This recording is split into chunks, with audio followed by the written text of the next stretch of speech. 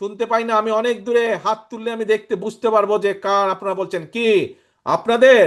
Yes, এই দায়িত্ব হচ্ছে শহীদ জিয়ার প্রতিটি নেতাকর্মীর, এই দায়িত্ব হচ্ছে খালেদা জিয়ার প্রতিটি নেতাকর্মীর। তাহলে সবচেয়ে প্রথম কাজ হচ্ছে আমাদেরকে ঐক্যবদ্ধ হতে হবে।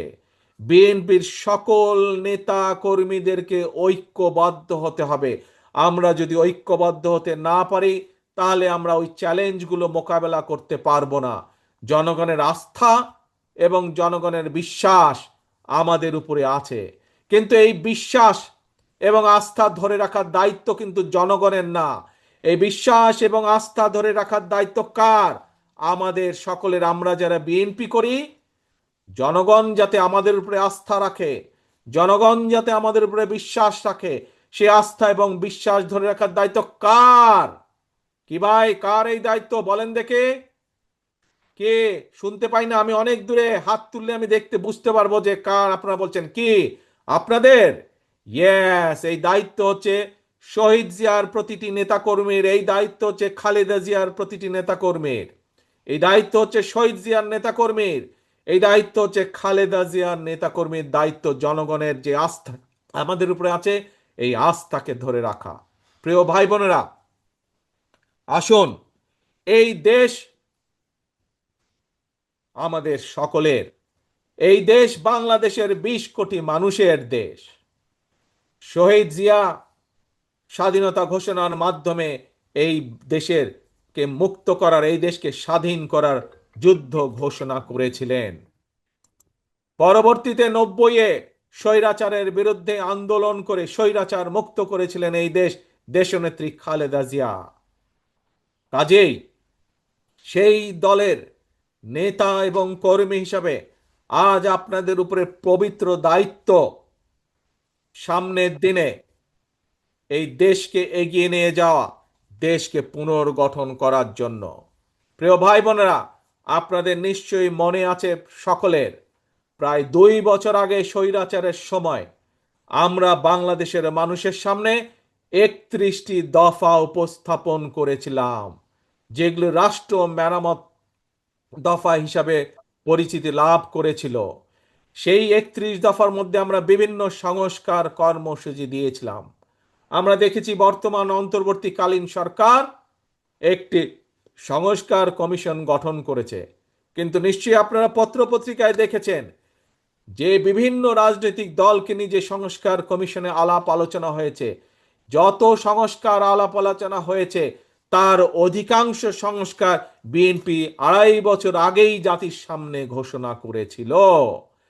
আজ অনেকে সংস্কার নিয়ে করছে, কথা বলছে, কিন্তু এই সকল সংস্কারের কথা আমরা আগেই বলেছি। কারণ আমরা বিশ্বাস করি যে এই দেশকে যদি সামনে এগিয়ে নিতে হয়, এই দেশের মানুষের জীবন ব্যবস্থার যদি উন্নতি করতে হয়, তাহলে কতগুলো ব্যাপারে রাষ্ট্রের সংস্কার করতে হবে। এবং সেই জন্যই আমরা অন্য কেউ চিন্তা করার আগে বিএনপি আপনাদের দলই দেশের সামনে, দেশের মানুষের সামনে সর্বপ্রথম প্রায় 2.5 বছর আগে সংস্কার প্রস্তাব উপস্থাপন করেছি আমরা। প্রিয় ভাই বোনেরা, আসুন, আজকে আমরা স্বৈরাচারকে আমরা বিদায় করেছি, বিতাড়িত করেছি। আমরা দেশের মানুষের সামনে সংস্কার প্রস্তাব দিয়েছি দেশকে পুনর্গঠন করার জন্য, দেশকে এগিয়ে নিয়ে যাওয়ার জন্য, দেশের মানুষের জীবন ব্যবস্থা ভালো করার জন্য। আমাদের পরবর্তী পদক্ষেপ, আমরা আমাদের পলিসি দিয়েছি, আমরা আমাদের পরিকল্পনা দেশের মানুষের সামনে উপস্থাপন করেছি।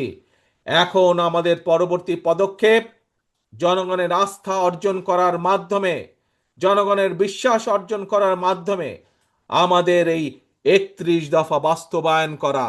এই যে 31 দফার মধ্যে আপনাদের সামনে যে কিছুক্ষণ আগে কিছু চ্যালেঞ্জের কথা বললাম, বেকারদের কর্মসংস্থান, স্বাস্থ্য ব্যবস্থা, কৃষি ব্যবস্থা, শিল্পের উন্নয়ন, বিচার ব্যবস্থা, এই যে নদী খনন, খাল খনন, এই যে আপনাদের সামনে আমি চ্যালেঞ্জগুলোর কথা বললাম, এই চ্যালেঞ্জগুলো আমাদেরকে মোকাবেলা করতে হবে। তা না হলে দেশ পিছিয়ে যাবে, দেশের মানুষ আরো কষ্ট পাবে। কাজেই দেশের মানুষের এই কষ্ট লাঘব করতে হলে, দেশকে সামনে এগিয়ে নিয়ে যেতে হলে, জনগণের আস্থা অর্জন করার মাধ্যমে আমাদেরকে এই চ্যালেঞ্জগুলো মোকাবেলা করতে হবে। এবং তার জন্য দরকার আমাদের সকলকে ঐক্যবদ্ধ হওয়া।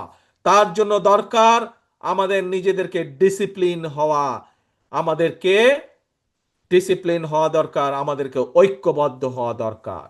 আজকের এই কাউন্সিলের মাধ্যমে আমার প্রত্যাশা থাকবে রাজশাহী মহানগরীর প্রত্যেকটি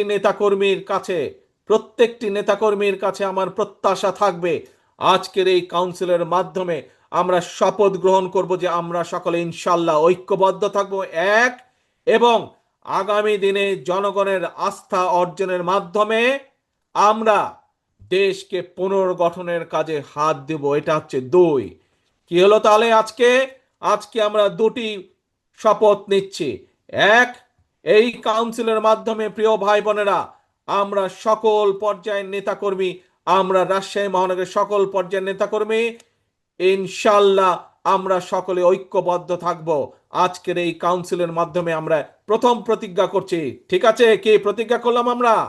ইনশাল্লাহ আমরা প্রতিজ্ঞা করছি সকল নেতাকর্মী আমরা রাজশাহী মহানগরে ঐক্যবদ্ধ থাকব। দুই, কেন ঐক্যবদ্ধ থাকব?